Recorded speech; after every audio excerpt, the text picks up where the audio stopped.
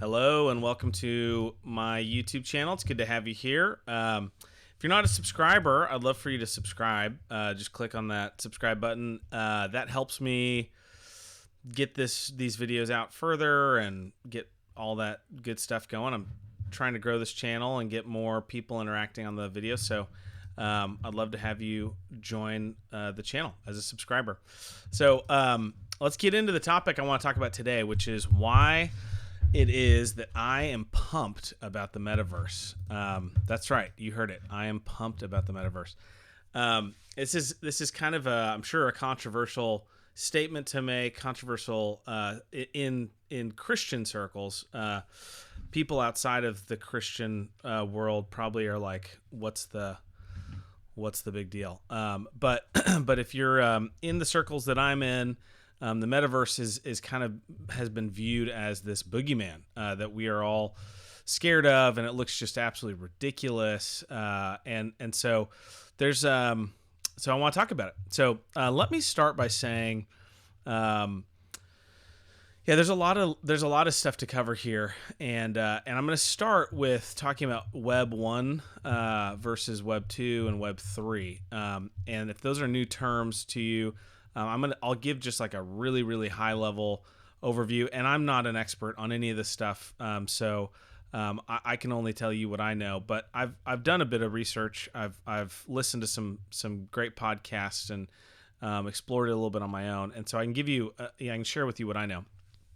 But the basic idea is that there are these terms called Web 1, and Web 1 really was the first iteration of the internet.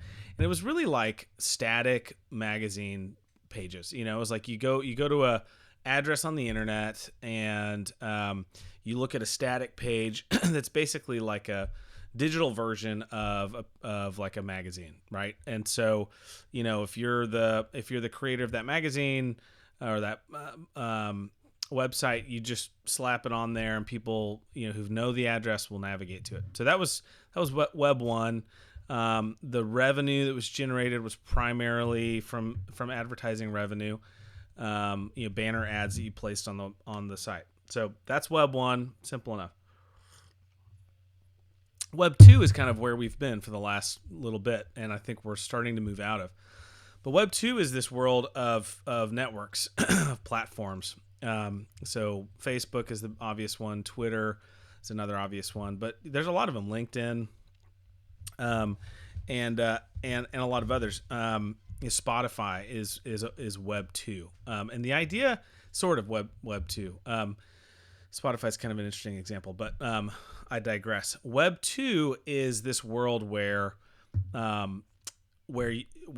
company like Facebook creates a platform, and the content is user generated. So users make the content, they post stuff, they share stuff, and the value is the sharing and it's the network. And the way that it's monetized is through selling the data of the users. And so you are the creator, but you're also the product, and it's ultimately advertisers, you know, who are buying that data. Although those aren't the only people who are interested in buying the data. But so that's Web 2, user-generated content, but it's controlled by a central company, by a platform. So whoever creates the platform wins. They get all this free content that's created by other people, and they get all this data that's just being churned out on their network. And so that's the world we live in right now. It's a step forward.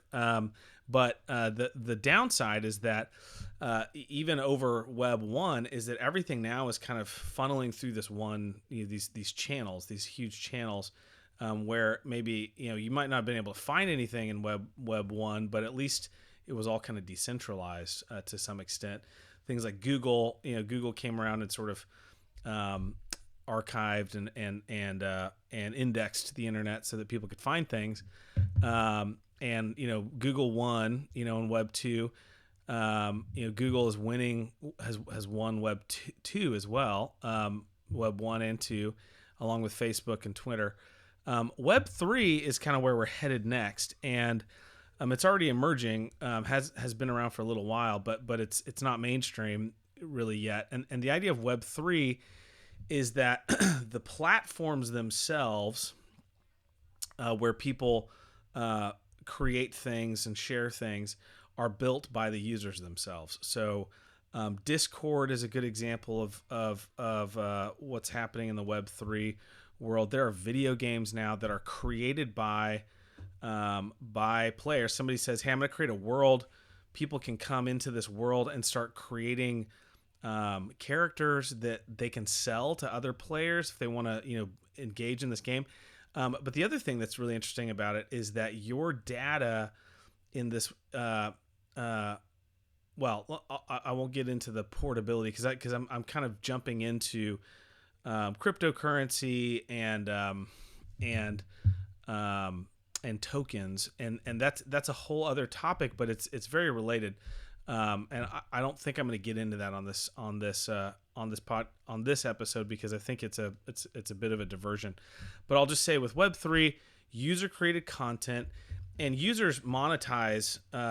There's a way to kind of create authenticity, just so it's not some random user. It's actually, within you sort of create a world and you create a structure, kind of like an LLC or something where you have to sort of prove your authenticity, prove your value by creating things and building a reputation in order to have more control over the platform of the website. And so a lot of the monetization that happens in Web3 is sort of peer to peer. It's not selling data to other people, and so it's kind of crazy. There's literally like video games is kind of where a lot of this has started, and where it's kind of the frontier of Web3 right now. But you've got people, literally, you have people all over the world who are making a full-time living now, creating creating game characters in games and building up their capabilities and selling them to people, in the first world who just want the cool character. So it's really interesting what's going on there. It all sounds silly, I'm sure, but but the comment has been made that like the future, the next technological innovations are the things that the brilliant engineers are doing for fun on the weekends right now. So like tomorrow's world-changing technology is the stuff that the engineers are playing with right now on the weekends. And so, yeah, there's a lot of experimentation and things that are going on all over the internet in this Web3 framework. But there are going to be awesome real applications for the rest of us as it matures. And I will say that the cryptocurrency, and I don't actually mean like Bitcoin itself, but the technology behind blockchain and tokens and the smart contracts with things like Ethereum, non-fungible tokens.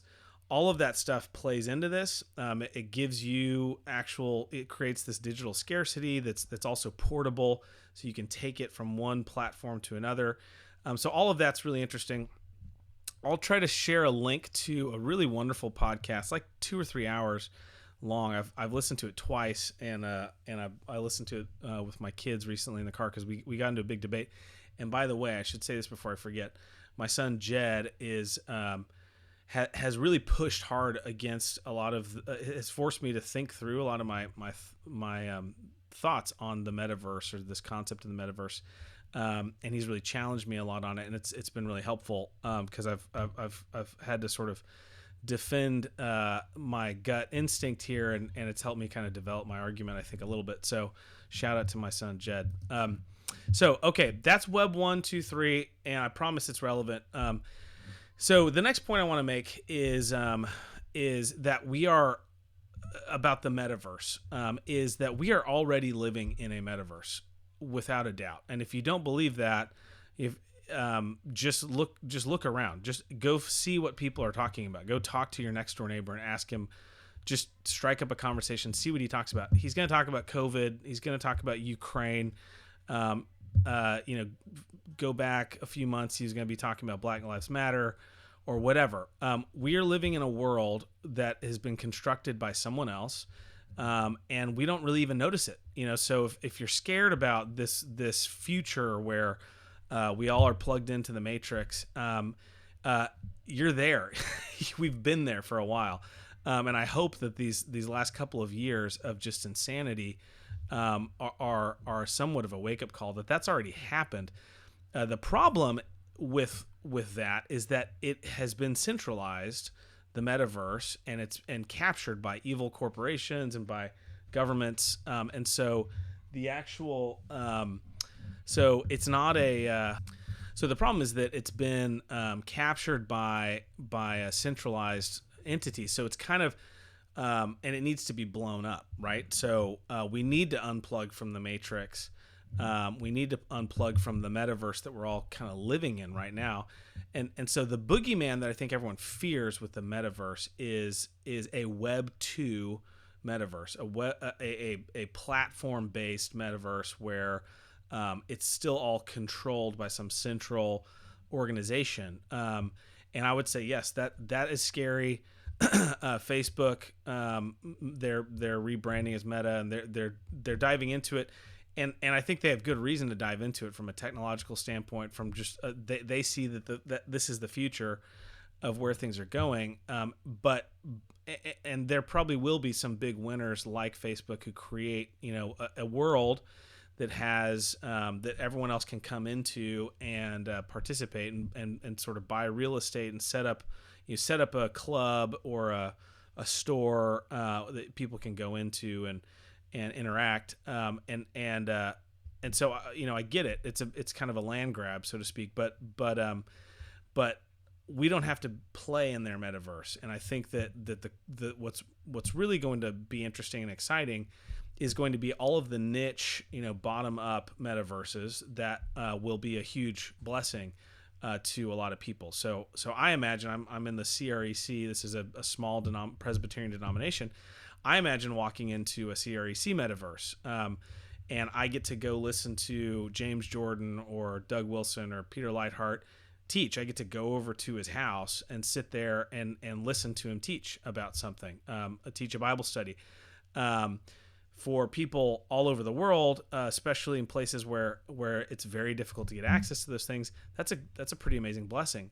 And I think the thing that I think there's a technological challenge that needs to be solved in order to make that work. And I'm kind of jumping ahead, but I'll say that Zoom, COVID's been this really interesting blessing in a lot of ways because it's forced a lot of us to stop commuting to work. It's forced a lot of us to start staying home and spending a lot more time with our family.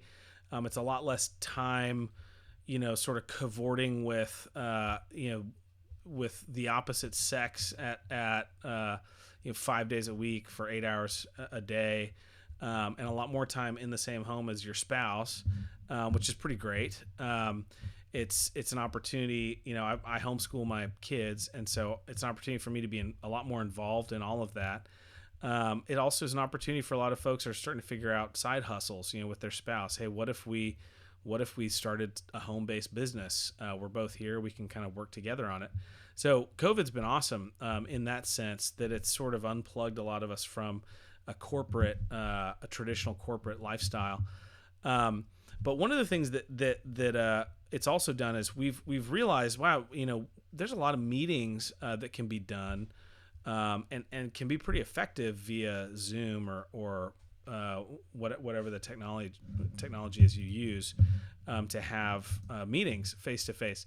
It's not perfect, but it is it does create an opportunity to get conversations done and I think the thing that we haven't fully replicated yet.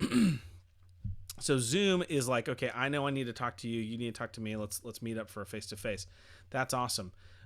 What Zoom can't do very well is replicate the kind of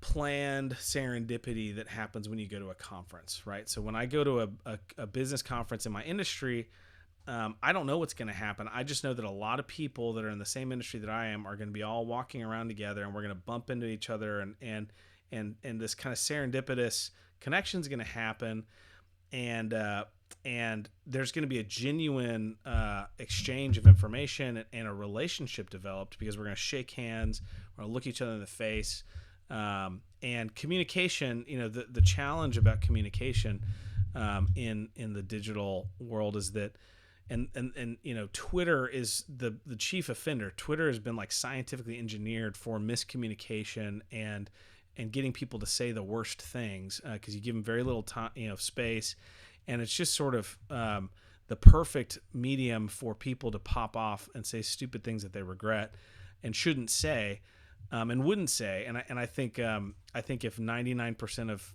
the nasty fights and tweet wars that happen, if those people were to talk to each other face to face, or even over a video, there would probably be way more civility and way less toxic toxicity. And so I think the metaverse is actually a huge step forward, if where we're interacting and exchanging ideas is a place where we're actually seeing people face to face. And again, the technological part of that's a challenge. And I know it's hard to kind of have the imagination to think that's possible. But I'll point you to Google has a project called Project Starline, and there's a YouTube video if you Google Project Starline, where it's pretty amazing. It shows this. It basically looks like a mirror. You're sitting down in a room. There's a nice lighting, and you're looking at what looks like a mirror, and then somebody else walks in on the other side of it, and the camera is hidden. It's embedded in the mirror. The display, they've figured out a way to create a 3D model of the person sitting in the room, and so there's an actual 3D component. So it doesn't look like you're looking at just a screen. It actually looks like the person is right there, and it's pretty amazing. And so when I think about the technology of the metaverse, if it's strapping on goggles and headphones, and then I'm like a goofy avatar that's walking around, I don't see that working. I don't see that taking off. I'm sure that'll be a niche fun thing for certain people, but when I look at something like Project Starline, I look at, okay, like I could see, if I just had a big screen on my wall, and I basically am stepping into a metaverse where I'm going around and I'm interacting with like real life people in a way that really compellingly feels natural and organic. It's pretty powerful. And now kind of start to think about, okay, I can go to a conference, and I can sort of move around the room and bump into people and have these spontaneous conversations. I think it was Nassim Taleb talked about, one of the most one of the habits of wildly successful people is going to dinner parties, and the reason is that you, just like a conference, it's sort of planned serendipity. You're sort of putting yourself in a place where you're surrounded by smart people and smart conversations, and you end up bumping into somebody who has this really great idea that you both are interested in, and you end up starting a business or investing in something or whatever. So I think those are the kinds of things that the potential, I think one of the many potential upsides of the metaverse is, and I think that, I talked about a CRAC metaverse, and again, I think in this metaverse, it's not a top-down thing that can be canceled. It's a bottom-up, self-policed space, universe where people can jump in and contribute to and be a part of, and it feels organic, and it allows us to actually communicate. The communication that happens on Twitter is bad. The communication happens on blogs is better than Twitter. The communication happens in books is better than blogs. But none of it's as good as standing face to face with a person and hearing them talk and explain things and having the opportunity to raise your hand and say, hey, quick question, and that to be an organic, natural kind of interaction, human interaction. So And again, I think in this kind of more niche bottom up Web3 version of the metaverse, you don't have gatekeepers in the traditional sense. The gatekeepers are the people who have earned the credibility to by their contribution to the platform or whatever it is, the metaverse, to be able to to police it. So the final thing I'll say here, and then I'll wrap this video up, is I think Christians need to stop being last to the party. And maybe I should have said this at the very top of the call of the video. But we've got to stop being last to the party. And I think when it comes to technology, and I think the Reformation is a wonderful example of this. The Reformation was undoubtedly made possible by the printing press. Had the printing press not come when it did, the Reformation couldn't have happened. And for us Protestants, the Reformation was a great good that happened historically. And I believe God in his sovereignty keeps giving us these different technologies to enable the next sort of step forward in the kingdom of God. And so I look at like video and movies, and this is true of the printing press. It's true of videos. The first thing that sinners rush to is, how can I use this for evil? There's no doubt that happens. So pornography, right out of the gates, you had pornography and you had smut and terrible things put out on the printing press, terrible things in video. But because Christians were so scandalized by those things in the video and saw the dangers there, a lot of us just retreated from engaging in taking dominion of that world and of that technology, and we let others, we kind of ceded that ground to Hollywood, and now there's people who are trying to catch up, and we're behind. We're having to build things, build our own platforms, and compete against these Goliaths, and it's really hard because we ceded that ground early because we were Luddites, we were conservative Luddites when it came to technology, and I think. This is the case with this metaverse stuff. I think Web3 is coming, and it is a huge potential. It's going to be good for the world. It's going to it has the opportunity to decentralize the internet in ways that I think are going to be great. There's also going to be awful things that people do with all of this, without a doubt. But I think Christians should dive in with vigor and lead the charge and own and create spaces and take dominion of Web3 and of the metaverse and of that whole technology and all of the cryptocurrency tokens, all of that stuff. I think there's huge potential for good. I don't think in and of itself the technology is going to just save the world. I think there's a lot of potential pitfalls, but I think we should be leading the charge, and I think there's a ton of great potential for this stuff. So I hope that all made sense. Kind of a really fast overview of my thoughts on this stuff, but I really do think there's a lot of good to come from Web3. The metaverse concept, creating worlds and spaces where there are places that we can go and interact and exchange things, ideas and other things, creative things. So I'm excited about it, and I think Christians should be as well. I think if we take this conspiratorial, they're trying to plug us into the matrix and own, control everything. I think certainly there are people who are thinking that way or trying to do that, but I think the technology has so much potential and we should be really excited about it. And again, we are living in a metaverse right now. If you have a computer and a television, Netflix, Facebook, you are living in a metaverse and it's controlled from the top down, where your access to information is completely controlled. And so I would say Web 2, the internet as it is right now, media as it is right now, has been pretty well captured, and is pretty well controlled. And we don't really have the ability, other than to just completely unplug, we don't really have the ability to kind of censor it and see the world the way that it actually is.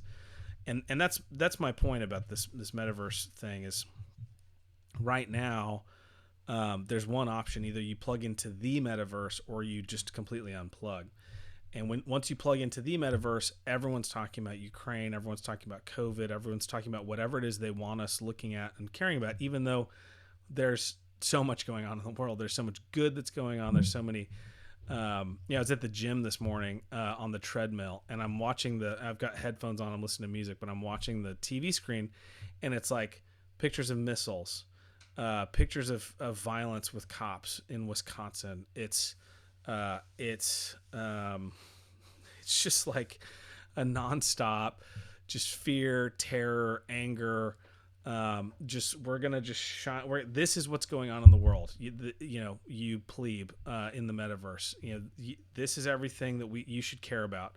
There's lots of violence and hatred and evil going on. That's all you need to know about what's going on in the world. And so we all walk around dejected and grouchy and surly and scared. And it's such a we're looking. It's artificial. It's not that those things aren't real. It's just that it's a very, very small little picture that's being controlled by someone else. And so the idea of unplugging from that and on the internet in a media kind of context, being able to create our own spaces where we get to be exposed to what we think is important or what we think is going on, and not even like have to go to their crazy world. It's pretty exciting to me. So anyway, I'll stop, but I hope I made some sort of slightly compelling argument for why I think Christians should be excited about the technology for the metaverse and for Web3, and I'd love to hear your thoughts, your questions, your concerns. I'll try to include some links to some of the things I mentioned, and I hope you have a great day. See ya.